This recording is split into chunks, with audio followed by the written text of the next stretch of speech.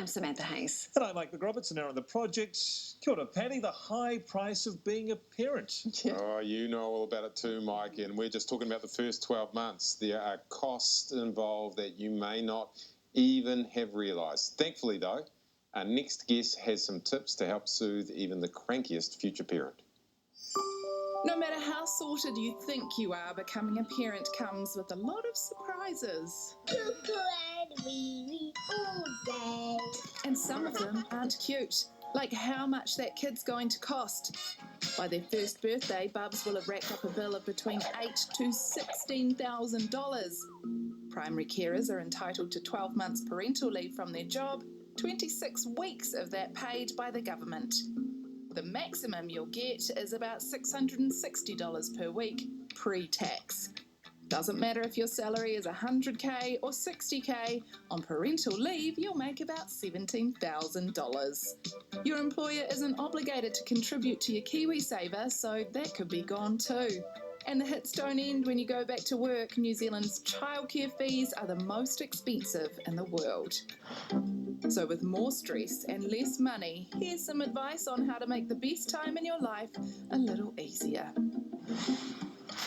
Let's get the help of Stephanie Pow. She founded Crayon, which gives parents resources and tools so that they can figure out this cost of becoming a new parent. Stephanie, what inspired you to provide this information? Kanoa, as you might feel as a first-time parent, there are a lot of surprises that come with parenthood, and I certainly found that to be the case. And quite a few of them were financial surprises. So that's really what motivated me to start Crayon.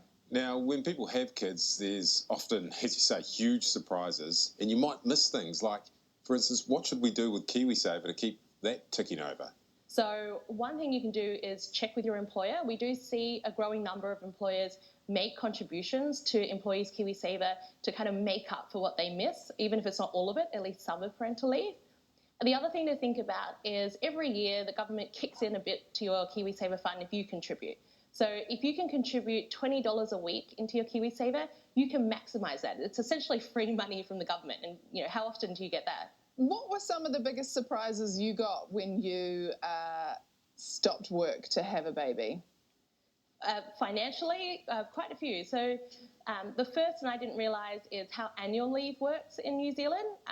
It can be worth quite a bit less when you come back from parental leave, so that's always one to look into and have a chat with your manager or payroll team about before you go on parental leave.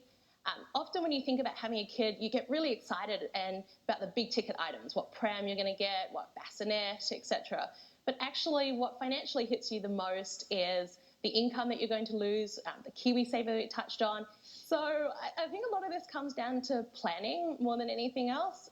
If you're in a position to kind of in the lead up, at least try and get clarity on what it looks like. Even chatting to friends who've been through it to get an idea of what might be around the corner. Actually, pulling out the calculator and sitting down with your partner to think about, well, what is it going to look like? What is the loss of income going to be? And what can we do about it? And, do we need to maybe make some changes while we're pregnant to chip away at our savings fund a bit more, etc. I think once you know what the lay of the land is, at least you know what you're dealing with and you can make a plan off the back of that. You're sort of focused on the early days with a child, but do you have any idea by the time your kid optimistically maybe leaves home at 21, how much they've cost? That is optimistic because these days the average age kids want to leave is about 27, so yes. You might have your kids under your roof for a bit longer. But the statistics show that the cost of raising a child to the age of 18 is just shy of 300,000 Kiwi dollars. So it's not cheap. I'm sorry, did you just say 27 is the average age that they go? Did you mean that? That's right, 27. Because it's so hard to get into your first home now, a lot of kids are staying at home to save on rent or maybe because the services are too good at home. Okay. Wow. So the solution is cook worse dinners and don't do their laundry for them. Noted.